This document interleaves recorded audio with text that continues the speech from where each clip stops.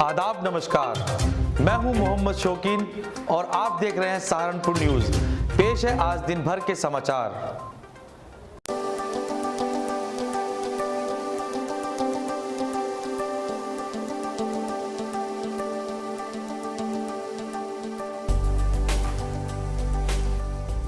सहारनपुर के आबकारी विभाग में थाना देवबंद पुलिस की संयुक्त टीम द्वारा मुखबिर की सूचना पर बिना परमिट के ट्रक से भांग लादकर कानपुर ले जाने वाले 3 शातिर अभियुक्त रियाजुल हसन, अश्वनी कुमार शर्मा व ताहिर को गिरफ्तार किया गया है, जिनके पास से पुलिस ने 804 प्लास्टिक के कट्टों में पीसी हुई भांग, 848 प्लास्टिक कट्टों में बिना पीसी भांग, एक मशीन व एक ट्रक भी बरामद किया है। किया गया सर। ये थाना देवबंद की टीम और आबकारी टीम की संयुक्त रूप से रास्तम गांव में मुखबिर की सूचना के आधार पर एक भांग बनाने वाली फैक्ट्री पर छापामारी की गई थी, जिसके अंतर्गत वहाँ से बिना परमिट के जो ट्रक में लादकर भांग को ये कानपुर ले जाया जाता था, तो उसकी भारी मात्रा में बरामदगी हुई है, जिसके अंतर्गत कुल 408 कट्टे पीसी हुई भांग, साथ ही साथ 848 कट्टे बिना पीसी हुई भांग बरामद हुई है और इसमें 3 अभियुक्तों को गिरफ्तार किया गया है। साथ ही साथ एक ट्रक भी बरामद हुआ है और इनसे पूछने पर मालूम चला है कि ये जो भांग थी उसको बिना परमिट के यहाँ से कानपुर ले जाया करते थे और वहाँ ऊंचे दामों पर प्रॉफिट कमाने के हिसाब से इसको बेचा करते थे। इसमें मुकदमा देवबंद थाने पर पंजीकृत कर लिया गया है और आगे की वैधानिक कार्रवाई की जा रही है। निजीकरण के विरोध में विद्युत कर्मचारी संयुक्त संघर्ष समिति का धरना आज मंगलवार को घंटाघर स्थित बिजली घर में दूसरे दिन भी जारी रहा, जिसमें कर्मचारियों ने जमकर नारेबाजी करते हुए कहा कि जब तक हमारी मांग पूरी नहीं होंगी तब तक हमारा धरना अनिश्चितकालीन इसी तरह जारी रहेगा।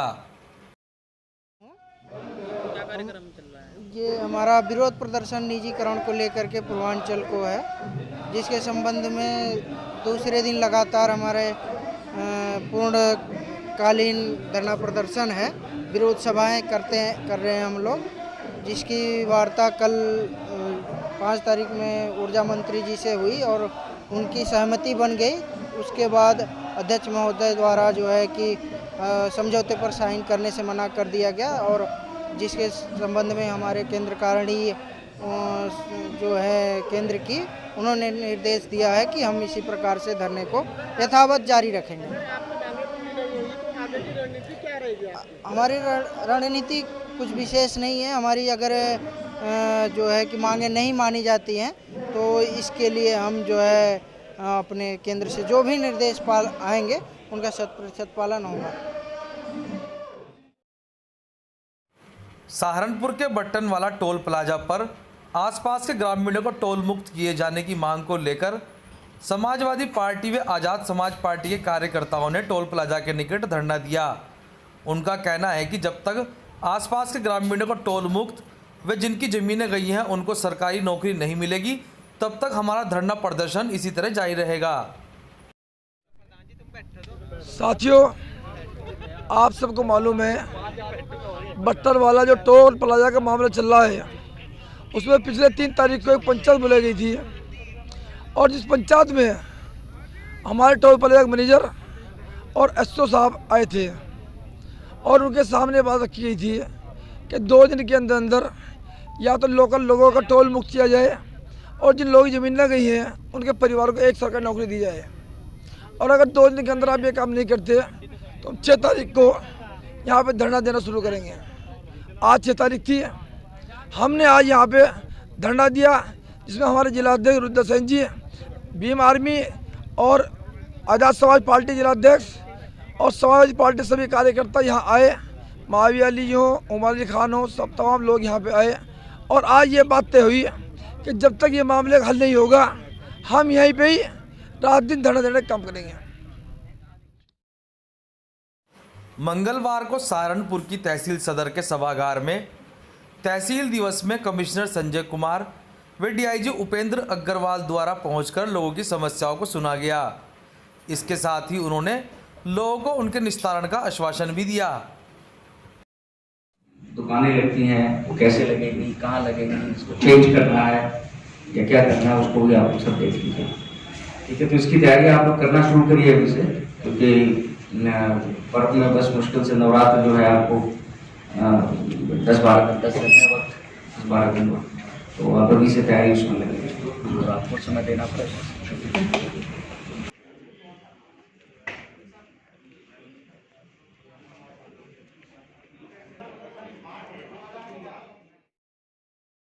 सहारनपुर में मंगलवार को शिवसेना का एक प्रतिनिधिमंडल जिला मुख्यालय पहुंचा, जहां पर उन्होंने उत्तर प्रदेश में बढ़ते क्राइम और बलात्कार की घटनाओं को लेकर मुख्यमंत्री को संबोधित एक ज्ञापन जिला प्रशासन के अधिकारी को सौंपा और ऐसी घटनाओं पर रोक लगाने की मांग की।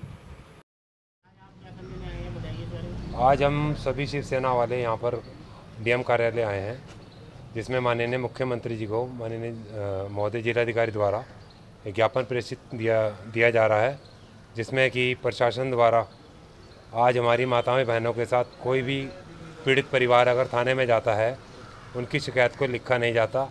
अगर लिखा भी जाता है तो एक तसल्ली दे करके उसे एक फ़ाइल में नोट करके रख दिया जाता है, उसे अमल में नहीं लाया जाता।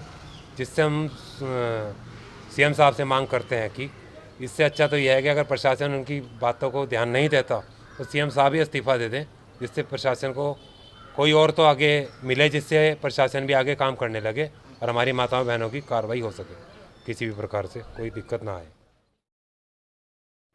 सहारनपुर के हकीकत नगर स्थित धरना स्थल पर छात्र संघर्ष समिति का धरना मंगलवार को 30वें दिन भी जारी रहा, जिसमें अध्यक्ष संजीव दुर्जन की भूख हड़ताल को भी 20वां दिन हो गया। आज धरना स्थल पर विभिन्न संगठनों के लोगों ने पहुंचकर डॉक्टर संजीव दुर्जन व छात्र संघर्ष समिति को अपना समर्थन देने की घोषणा की। मैं डॉक्टर संजीव दुर्जन, छात्र संघर्ष समिति का आज धरने का हमारा भूख हड़ताल का 20वां दिन है और ये लगातार प्रशासन ने एक नोटिस भी दिया है कि धारा 144 का राज सिटी मजिस्ट्रेट साहब ने हमें कि धारा 144 का आप उल्लंघन कर रहे हैं। मैं पूछना चाहता हूं प्रशासन के लोगों से, धारा 144 का आज 30 दिन हो चुके इस आंदोलन को। धारा 144 का तो उल्लंघन तब भी हो रहा था, लॉकडाउन का पालन नहीं कर रहे हम लोग, लॉकडाउन का पालन पिछले 30 दिन से नहीं कर रहे थे। क्या सिटी मजिस्ट्रेट साहब या यहाँ के प्रशासन अंधा है? उसे दिखना चाहिए था कि आखिरकार एक आंदोलन चल रहा है, शासन प्रशासन के किसी भी व्यक्ति ने अभी इस आंदोलन में आने का प्रयास नहीं किया, छात्रों की समस्याओं को जानने का प्रयास नहीं किया। हम सहारनपुर में मंगलवार को आम आदमी पार्टी के कार्यकर्ताओं ने हाथरस में पीड़ित परिवार को वायु श्रेणी की सुरक्षा, गुड़िया के केस को गैर भाजपा राज्य में चलाए जाने, सीबीआई जांच, सुप्रीम कोर्ट जज की निगरानी में कराने की मांग को लेकर धरना स्थल पर एकत्रित होकर जिला मुख्यालय तक जुलूस निकालकर प्रदर्शन किया, जिसके बाद उन्होंने राष्ट्रपति को संबोधित एक ज्ञापन जिला प्रशासन के अधिकारी को सौंपा। आज जो हाथरस वाली घटना कल घटी है कि हमारे जो माननीय राज्यसभा सांसद हैं संजय सिंह जी, वो उससे मिलने गए थे पीड़ित के परिवार से, रेप पीड़िता के। तो वहाँ पर जो है उन्होंने जब पीड़िता के परिवार से मिल के निकले तो उनके ऊपर भाजपा का जो कार्यकर्ता है, जिसकी फ़ोटो भी वायरल हो चुकी है वहाँ पर, और उसने दीपक शर्मा ने उनके ऊपर शाही फेंकने का काम किया है। तो हम एक तो उसका विरोध कर रहे हैं और पीड़ित परिवार को वायु श्रेणी की सुरक्षा दिलाने की बात कर रहे हैं। इसके अलावा हमारा ये कहना है कि जैसे दिल्ली में यही घटनाएं घटी थी जब अरविंद केजरीवाल जी के साथ और उनके ऊपर शाही फेंकने का काम किया गया था, तो वो शाही फेंकी जरूर अरविंद केजरीवाल जी के ऊपर थी, लेकिन कालिक जो है बीजेपी के मुंह पे लगी थी और इसीलिए वहाँ पे सत्ता में से सब साफ हो गए, झाड़ू फिर गई थी वहाँ पर। यही काम अब यूपी में भी जनता करने जा रही है, क्योंकि संजय सिंह जी के ऊपर शाही फेंकी गई, तो अब संजय सिंह जी जो है यहाँ के मुख्यमंत्री बनेंगे यूपी के और यहाँ सब पार्टियों का सफाया कर देंगे। सहारनपुर में family of blood donor trust से जुड़े भरत कोहली व उनका परिवार डेंगू के मरीजों के लिए प्लेटलेट्स व गंभीर बीमारी से जूझ रहे मरीजों को बहुत ही दुर्लभ ए नेगेटिव रक्त का दान करके ज़िंदगी बचाने में लगा है। भरत कोहली बताते हैं कि उनका स्वयं का ब्लड ग्रुप ए नेगेटिव है और वे स्वयं 13 से अधिक बार रक्तदान कर चुके हैं। इसी कड़ी को आगे बढ़ाते हुए उनके छोटे भाई शत्रुघ्न कोहली ने आज तीसरी बार इस कोरोना काल में डेंगू से पीड़ित मरीज के लिए प्लेटलेट का दान किया। सहारनपुर की न्यूज को देखने के लिए चैनल को सब्सक्राइब करना ना भूलें। आज के लिए बस इतना ही। कल फिर हाजिर होंगे कुछ नई खबरों के साथ। तब तक के लिए नमस्कार।